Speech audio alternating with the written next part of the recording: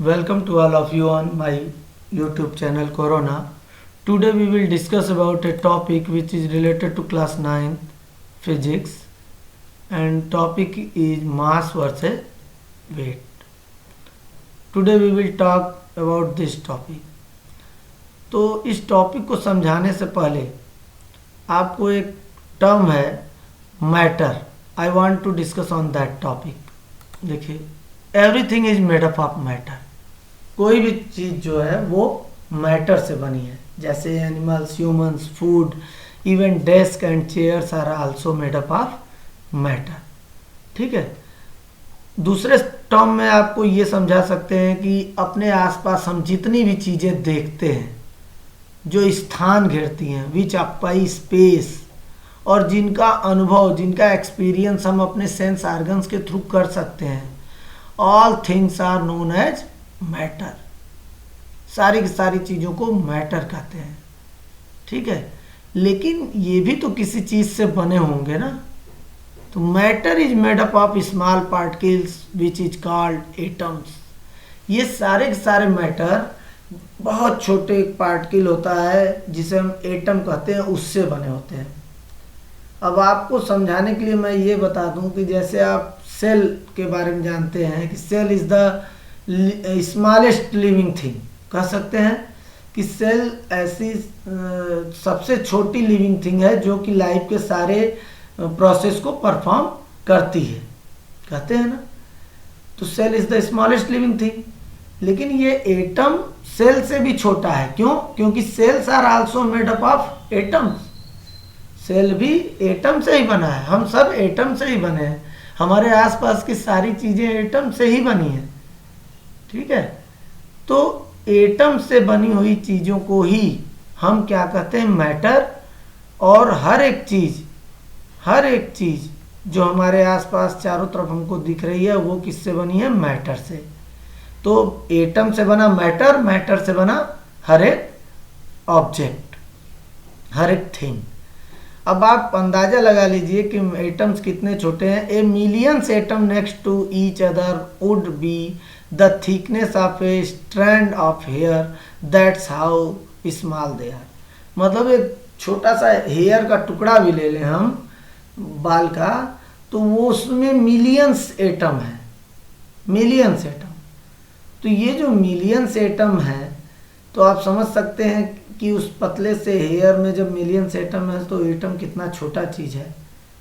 तो यानी कि atoms are the basic building block of all the matter और all the things. Atom is basic building block of all matter. आपको matter इसलिए समझाना जरूरी था क्योंकि मास के डिफिनीशन में ये टर्म आएगा. तो आपको ये समझ लेना चाहिए, ये जान लेना चाहिए कि what do you mean bye matter and from which thing is it made up. किस चीज़ से ये बना है. तो सबसे पहली चीज़ कि matter is made up of atoms. Okay. And all things are made up of matter.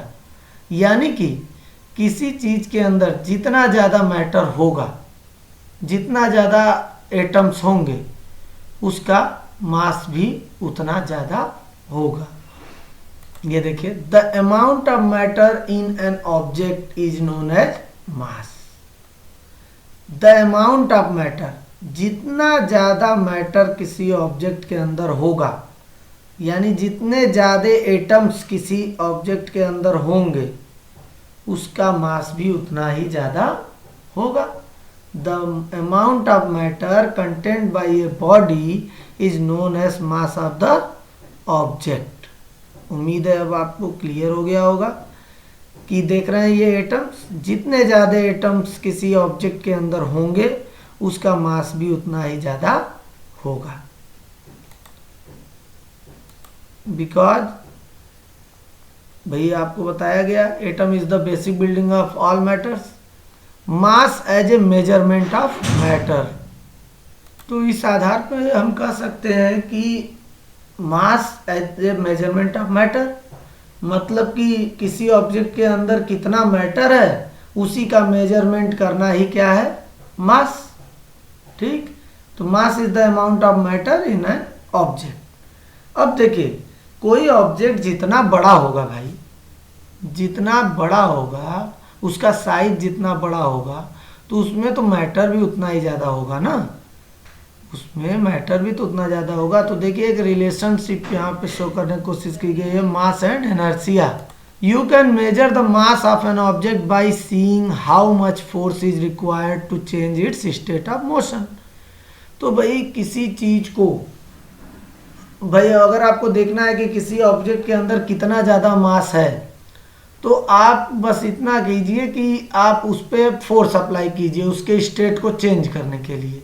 ठीक है, मान लीजिए कोई ऑब्जेक्ट, जैसे यहाँ पे एग्जांपल दिया हुआ है कि एक कार रेस्ट में है और बगल में एक ट्रक रेस्ट में है, तो आपको किस पर ज़्यादा फोर्स लगाना पड़ेगा, कार पर या ट्रक पर? भाई जाहिर सी बात है ट्रक पर हमको ज़्यादा फोर्स लगाना पड़ेगा। तो ट्रक पर ज़्यादा फोर्स लगाना क्यों पड़ा? क्योंकि the amount of matter is more in truck than car. Truck में ज़्यादा मैटर है, वो ज़्यादा मैटर से मिलकर बना है, और कार का साइज कम है तो वो कम मैटर से मिलकर बना है, तो उस पर हमको कम फोर्स लगाना पड़ा और ट्रक पे हमको ज़्यादा फोर्स लगाना पड़ा। तो जिस ऑब्जेक्ट पे उसके स्टेट को चेंज करने के लिए हमको जितना ज़्यादा फोर्स लगाना पड़ेगा उसका मास भी उतना ही ज़्यादा होगा। जैसे a 10 kg object double inertia than 5 kg object. भाई एक 10 किलो का ऑब्जेक्ट है और एक 5 किलो का ऑब्जेक्ट है, तो 5 kg की तुलना में 10 kg वाले ऑब्जेक्ट का इनर्शिया ज़्यादा होगा क्योंकि वो ज़्यादा मैटर से मिलकर बना होगा। This little car has less inertia than a big truck. अब इस कार और ट्रक वाला एग्जांपल जो अभी मैंने दिया कि भाई कार का इनर्शिया ट्रक की तुलना में तो कम ही ना होगा। क्यों? क्योंकि अगर हम, इनर्शिया का मतलब क्या होता है कि a tendency of an object to oppose or resist any change in states of motion or rest. अपनी स्थिति में परिवर्तन का विरोध करना ही ये ऑब्जेक्ट का टेंडेंसी है, इसी को हम क्या कहते हैं, इनर्शिया। तो कार ज़्यादा विरोध करेगा अपने स्टेट में चेंज का कि ट्रक? ट्रक ज़्यादा विरोध करेगा, ट्रक पे हमको ज़्यादा फोर्स लगाना पड़ेगा उसको उसके स्टेट को चेंज करने के लिए। तो जिस ऑब्जेक्ट पर हमको जितना ज़्यादा फोर्स लगाना पड़ेगा उसके स्टेट को चेंज करने के लिए, इसका मतलब उस ऑब्जेक्ट का मास भी उतना ही ज़्यादा होगा। Mass indicates the inertia of a body. भाई जितना ज़्यादा मास होगा ऑब्जेक्ट का इनर्शिया भी उतना ज़्यादा होगा। इसको हम लोग पिछले चैप्टर में स्टडी भी कर चुके हैं, लॉज ऑफ फोर्सेज वाले चैप्टर में। तो उम्मीद है अब आपको समझ में आ गया होगा कि what do you mean by mass. भाई the amount of matter content by a body is known as mass. किसी बॉडी के अंदर जितना ज़्यादा मैटर होगा वो उसका मास होगा, ठीक, और उसका मास उतना ही ज़्यादा होगा। और जिसका मास जितना ज़्यादा होगा तो उस ऑब्जेक्ट का इनर्शिया भी उतना ज़्यादा होगा। अब हमको अगर पता करना है कि किसी ऑब्जेक्ट का मास किसका ज़्यादा है किसका कम है, तो हम उस पर फोर्स लगा के देख लेंगे। जिस ऑब्जेक्ट को उसके स्टेट को चेंज करने के लिए हमको ज़्यादा फोर्स लगाना पड़ेगा उसका मास ज़्यादा होगा, और जिस पे कम फोर्स लगाना पड़ेगा उसका मास कम होगा। ठीक, अब अगला टॉपिक है हमारा characteristics of mass of a body. ये हमें जान लेना चाहिए। देखिए पहला पॉइंट इसमें, mass of an object is constant no matter the location.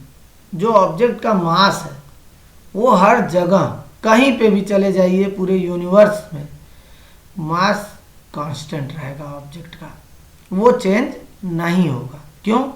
क्योंकि उसके अंदर जितना अमाउंट ऑफ मैटर है भाई वो तो उतना ही ना बना रहेगा। वो चाहे आप अर्थ पर रहिए, चाहे मून पे जाइए, चाहे मार्स पर जाइए, कहीं भी चल जाइए, ऑब्जेक्ट का मास कांस्टेंट रहता है, उसमें किसी प्रकार का कोई चेंज नहीं होता है।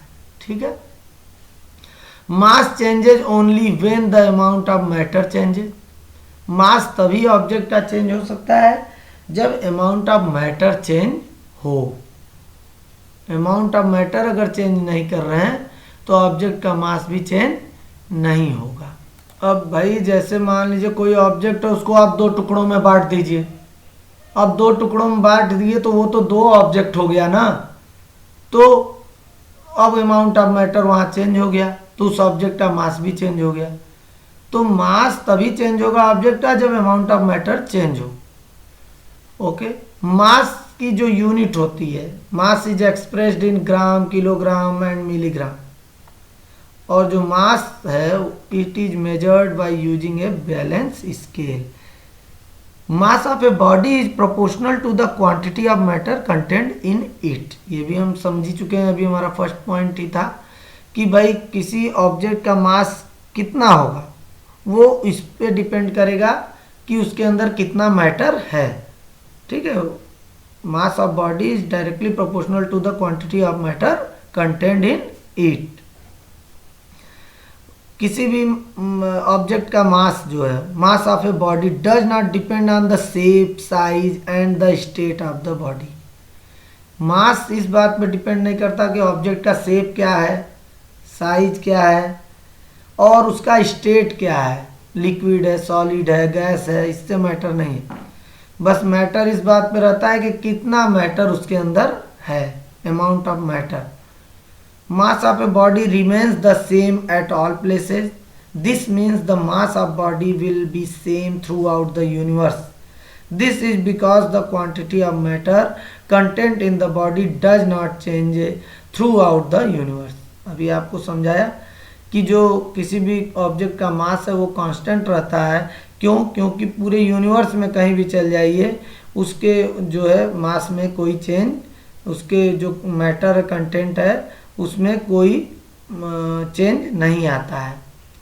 Mass of a body does not changes in the presence of other bodies near it. अगर उसके आसपास अदर बॉडीज हैं तो उससे उस किसी ऑब्जेक्ट के मास पर कोई प्रभाव नहीं पड़ता है।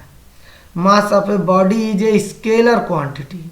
ये भी जानिए कि जो मास है वो एक स्केलर क्वांटिटी है। इसको अभी और डिटेल में भी समझाता हूँ मैं आपको। मास of body can be measured with the help of beam balance. जो तराजू होता है, आप देखें ना गांव में या दुकानों पर तराजू यूज करते हैं, उसको कहते हैं बीम बैलेंस। तो किसी ऑब्जेक्ट का मास मेजर करने के लिए बीम बैलेंस यूज किया जाता है। ठीक है, आगे देख लेते हैं। हमारा बैलेंस की बात अभी आपसे हो रही थी, यही तराजू यूज होता है। दुकानों में इस तरह का होता है और जो अदर एक तराजू हैंग करके करते हैं यूज, वो भी होता है। A tool use to measure the mass of an object, beam balance. A balance tells the amount of matter an object contents. इस बैलेंस से, इस बीम बैलेंस से जब हम मेजर करते हैं तो हमको पता चल जाता है कि उस ऑब्जेक्ट के अंदर कितना मैटर का अमाउंट है। ठीक है,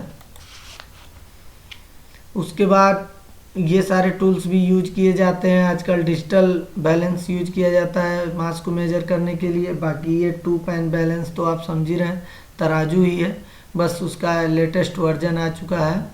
तो ये सारी चीज़ें जो बीम बैलेंस होती हैं, डिजिटल बैलेंस है, इनका यूज होता है ऑब्जेक्ट के मास को मेजर करने के लिए, यानी अमाउंट ऑफ मैटर को मेजर करने के लिए। Mass is measured in kilogram. आप जानते हैं मास की एसआई यूनिट क्या होती है, kilogram. It is a scalar quantity because it is fully described bye A size. देखिए, मास जो है एक स्केलर क्वांटिटी इसलिए है, स्केलर क्वांटिटी की डिफिनेशन ये थी कि ऐसी क्वांटिटीज जो केवल उनके अमाउंट से पूरी तरह स्पेसिफाई हो जाए, पूरी तरह एक्सप्लेन हो जाए, उनको हम स्केलर क्वांटिटी कहते हैं। तो जो मास है उसके साइज से, उसके अमाउंट से ही ये क्लियर हो जाता है, मैग्नीट्यूड से ही क्लियर हो जाता है, सारी जानकारी मिल जाती है। जैसे हम चीनी लेने गए, शुगर, और दुकानदार को हमने कहा 5 kg शुगर चाहिए हमको, तो अब 5 kg शुगर बोल दिए, उसको पूरी बात समझ में आ गई।